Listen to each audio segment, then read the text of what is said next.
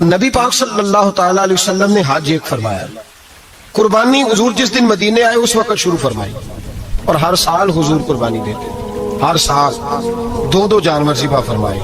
یا رسول اللہ صلی اللہ تعالی علیہ وسلم دو کا کیا مقصد فرمایا؟ ایک میری طرف سے, ایک میری غریب امت کی طرف سے. یا رسول اللہ صلی اللہ علیہ وسلم کس طرف سے فرمایا؟ ایک میری طرف سے, ایک میری امت کی طرف سے. کبھی فرمایا ایک میری طرف سے, ایک میرے اہل بیت اور میری امت کی طرف سے. دو جانور حضور نے ذبح فرمائے. اور پھر میرے حبیب پاک صلی اللہ تعالی علیہ وسلم کے غلام مولا علی شیر خدا, ابن ماجہ کی روایت ہے, حضرت علی شیر خدا فرماتے ہیں کہ نبی پاک علیہ الصلوۃ والسلام دو جانور ذبح کرتے تھے. خود حضرت علی کی جب باری آئی تو انہوں نے بھی دو فرمائے. تو صحابہ نے پوچھا کہ علی دو کیوں, دو کس لیے؟ تو حضرت علی رضی اللہ تعالیٰ عنہ فرمانے لگے مجھے میرے حبیب نے وصیت فرمائی تھی کہ علی تو نے دو کرنے, ایک اپنی طرف سے کیا کرنا, ایک میری طرف سے کرنا. تو میں ایک اپنی طرف سے دیتا ہوں, ایک اپنے نبی پاک کی طرف سے دیتا ہوں صلی اللہ علیہ. دو جانور. آپ لوگوں نے سنی ہوئی ہے یہ بات کہ مہینہ کھانا نہیں پکتا تھا حضور کے گھر میں. حضرت عائشہ فرماتی ہیں 3 چاند اور 3 سورج کٹھے کبھی نہیں دیکھے جب ساتھ روٹی بھی کھائی ہو, یعنی 3 دن مسلسل کبھی کھانا نہیں کھایا. قربانیاں کتنی دی بولیے؟ حضرت علی شیر خدا کا مکان کوئی نہیں اپنا, کوئی گھر نہیں بنایا. مولا کائنات شیر خدا, میں نے یہ بات پھر دوہرا رہا ہوں, پہلے بھی میں نے عرض کی تھی, پکا کرنے کے لیے دوہرا رہا ہوں. حضرت علی کا کوئی کاروبار نہیں بظاہر. بی بی صاحبہ فرماتی ہیں کہ کئی ہفتے صرف سرکہ اور کھجوریں. قربانیاں کتنی اسی سارے صاحب لان ٹورے ہیں کہ ساڑھے تے لگ دی ہے کہ نہیں, پکا. اور پھر جب بات ہوتی ہے دینے کی تو ماحول اور ہوتا ہے, جب لینے کی باری ہوتی ہے تو ماحول اور ہوتا ہے. قربانی واجب ہے اس شخص پر جس کے پاس 52.5 تولے چاندی یا 7.5 تولے, لیکن میں 7.5 تولے والا فتویٰ نہیں دیتا, میں 52.5 تولے چاندی والا فتویٰ دیتا ہوں. اس لیے کہ 52.5 تولے چاندی تو شاید تولہ یا 1.5 تولہ سونے کے برابر ہی ہو جائے, ٹھیک ہے نا جی. تو 7.5 تولے سونا 50-60 ہزار روپیہ جس آدمی کے اکاؤنٹ میں موجود ہے وہ قربانی کرے. بلکہ امام شافعی رحمۃ اللہ علیہ فرمایا کرتے تھے جس نے 3 کمروں کو تالا لگایا ہوا ہے وہ 3 کمرے فارغ ہے, اس کے کسی کام کے نہیں, ان کی قیمت کا حساب لگائے. چھت پہ سٹور بنا دیا ہے کوئی مطلب نہیں اس کا, اور جو ویسے رکھی ہوئے ہیں کوئی معنی ہی نہیں کمرے کا, ماتے تھے حساب لگائے قربانی کرے. رب کریم کی بارگاہ میں دینے کا جب معاملہ آیا تو تم گول کر گیا کام. میرے رسول کائنات سرور عالم صلی اللہ علیہ وسلم کا جب اپنے لیے چیزیں استعمال کرنے کا ماحول ہے تو محبوب پاک علیہ الصلوۃ والسلام نے مہینہ روٹی نہیں پکائی. یہاں جو آدمی ہر جمعرات کو 4 کلو بکرے کا گوشت پکاتا ہے اور ہر تیسرے دن مرغی کا گوشت لاتا ہے, وہ قربانی کی باری آتی ہے تو کہتا ہے میرے پہ لگتی نہیں. وہ ٹھیک ہے ابا جی لے آئے, ابا جی کی طرف سے قربانی ہے, اس دفعہ ابا جی کی, اگلی دفعہ اماں جی کی, اس سے اگلی دفعہ دادی جی کی. او خدا کے بندو, جس آدمی کے پاس پیسے ہیں پہلے اپنی قربانی واجب ہے. میری بات کی سمجھ آ رہی ہے عزیزوں کو؟ جو آدمی صاحب استطاعت ہے پہلے کس کی قربانی کرے گا؟ وہ کمائی کرتا ہے, اس کے اپنے اکاؤنٹ میں تنخواہ آتی ہے, ابا جی کے اکاؤنٹ میں نہیں آتی. اس نے اپنا بینک بیلنس چوری بھی رکھا ہوگا ابا جی سے. پہلے اپنی قربانی کرے, اگر اس کو شوق ہے, دل کرتا ہے تو ایک اور خریدے, پھر ابا جی کی طرف سے کرے. اگر اللہ نے توفیق دیا تو ایک اور خریدے, اماں جی کی طرف سے کرے. اور اگر اس کے دل کو اللہ ٹھنڈک عطا کرے, سکون کرے, تو پھر اپنے رسول کی طرف سے بھی قربانی دے, پھر اپنے محبوب کی جانب سے بھی قربانی کرے. نبی پاک صلی اللہ تعالی علیہ وسلم نے ہر سال 2 قربانیاں دی, 10 سال. کل کتنی ہوگی 10 سالوں میں بولیے؟ اور جب حضور حج کرنے گئے تو نبی پاک نے 63 اونٹ ذبح فرمائے. ایک اونٹ میں کتنی قربانیاں ہوتی ہیں؟ 63 اونٹ حضور نے ذبح فرمائے. اور حدیث بڑی مزیدار ہے, حضرت ابو ہریرہ رضی اللہ تعالیٰ عنہ فرماتے ہیں کہ جب اونٹ ذبح کرنے کی باری آئی تو ہم سوچ رہے تھے, پریشان تھے کہ یہ تو بڑا مشکل ہے ذبح کرنا, بڑا مشکل ہے, اس کو تو نہر کرنا پڑتا ہے, گرانا پڑتا ہے, باندھنا پڑتا ہے. سب سے مشکل کام اونٹ ذبح کرنا ہے. تو نبی پاک صلی اللہ علیہ وسلم کی تو عادت کریمہ ہے, اپنے ہاتھ سے ذبح کرتے ہیں حضور. وہ ہمارا اللہ خیر کرے, اب اللہ ہی حافظ ہے.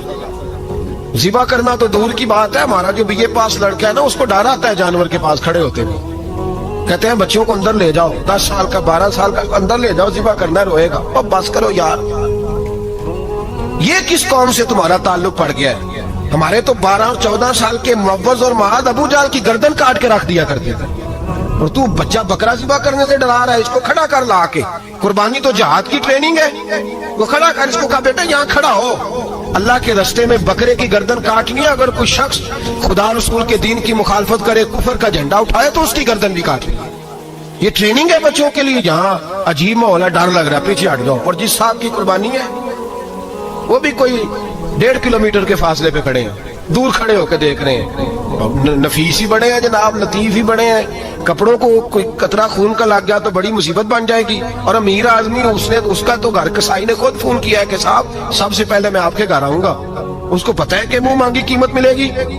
मेहरबानी फरमाए, कुर्बानी मेरे रसूल पाक सल्लल्लाहु अलैहि वसल्लम से ज्यादा नफासत वाली तबीयत किसी की नहीं। सहाबा कहते हैं इतना हसीन महबूब का अंदाज था कि कभी कपड़ों पे मक्खी भी नहीं बैठी थी।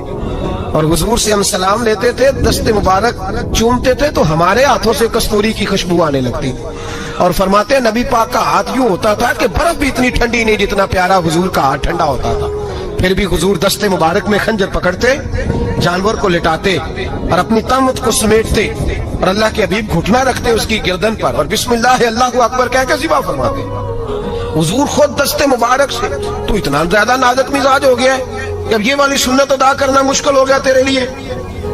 63 ऊंट हैं। और सहाबा किराम अलैहिम रिदवान फरमाते हैं कि हाल ये है, हम सोच रहे हैं कैसे ज़िबा करेंगे, क्या करेंगे, कैसे गिराएंगे। और नबी पाक सल्लल्लाहु अलैहि वसल्लम कहते हैं हम अभी सोच में ही थे कि हुजूर ने छुरी पकड़ी। खंजर जब हुजूर ने उठाया तो फरमाते हैं ऊंट दौड़ता हुआ आया और नबी पाक के सामने आके लेट गया। फरमाते हैं अल्लाह के रसूल ने बिस्मिल्लाह अल्लाहु अकबर कह के ज़िबा किया, उसने टांग भी कोई नहीं हिलाई, पैर भी कोई नहीं हिलाया। वो किसी शायर ने बड़ी अजीब बात कही थी, उसने कहा फंसी जो दाम में बुलबुल तो लगी यूं कहने, करेगा कत्ल किया तूने जब असीर मुझे, कबाब शम्मा के शोले पे कीजियो से याद, शक्ल गुल नजर आए दमे अखीर मुझे।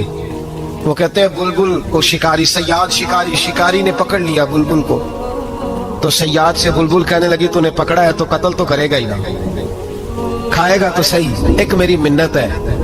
शिकारी कहने लगा वो क्या?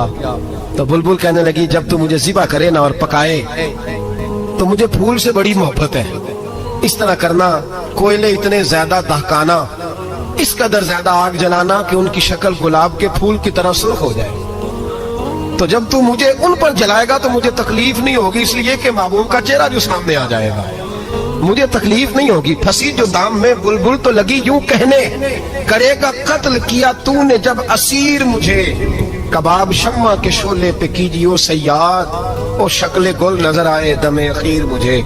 आला हज़रत बरेलवी अलैहिर्रहमा फरमाया करते थे, फरमाते थे बड़ी तकलीफ होगी जब जान निकलेगी। रवायतों में आता है जिस तरह बारीक दुपट्टा झाड़ियों पे डाला जाए, खींचा जाए तो फट जाता है, यूं तकलीफ होगी। पर फरमाने लगे रसूलुल्लाह के गुलाम को कोई तकलीफ नहीं होगी। हुजूर क्यों? फरमाया इसलिए कि जब जान निकलने लगेगी तो सामने जलवाए बद्दुहाद आ जाएगा। हुजूर के जलवे होते रहेंगे तो पता ही नहीं चलेगा जान कैसे निकल गई। हंसी जो दाम में बुलबुल। तो सहाबा फरमाते हैं कि ऊंट दौड़ता हुआ आया, हुजूर के सामने आके लेटा, नबी पाक ने ज़िबा फरमाया और फरमाते हाथ धो गई। हुजूर ने तवज्जो फरमाई तो दूसरा दौड़ता हुआ आ गया, तीसरा आ गया। हजरत अबू हुरैरा फरमाया करते ऊंट एक दूसरे को धक्के देते थे, पीछे हट जा, पहले मैंने जाना है, पहले मैंने जाना है। 63 ऊंट वादिये मिना में हज के मौके पर मेरे रसूल पाक ने दस्ते मुबारक से ज़िबा फरमाया। हर कुर्बानी हुजूर ने अपने हाथों से फरमाई।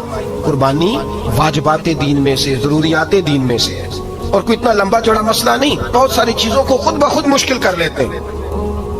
टीवी पे खबर आती है फैसलाबाद के 2 बैल है, भोलू और डोलू, पता नहीं कितने मन उनका वजन है। उनसे पूछा जा रहा है कि भोलू डोलू खाते क्या है? तो कहते हैं बादाम खाते हैं, मक्खन खाते हैं। ये जनाब पता नहीं इनको दूध कितने किलो रोज पीते हैं। और भोलू डोलू बेचारे से खुद नहीं चला जा रहा, लग ऐसे रहे जैसे वो खुद कह रहे हैं मेहरबानी करो हमें ज़िबा कर लो।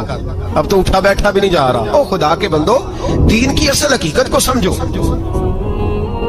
ये तो हुजूर ने फरमाया खूबसूरत जानवर लाओ, ये किस हदीस में आया है कि उसे बादाम खिलाओ? आज लोग इंसानों को रोटी नहीं मिल रही और जानवरों को बादाम खिला रहे हो। वो खाने इसके हिस्से में जो अल्लाह ने शय रखी है ना, वो चारा है, इसको चारा खिलाओ और अच्छे तरीके से पेट भर के खिलाओ, जानवर को पेट भर के चारा खिलाया जाए तो जितनी उसकी तबीयत होती है उस हिसाब से वो सेहतमंद हो जाता है। बाकी ये तो आप किसी शख्स को इतना खिला दें कि उसका पेट इतना बड़ा हो जाए, फूल जाए, तो वो बेचारा तकलीफ में आएगा कि नहीं आएगा? ये किस किस्म का माहौल है?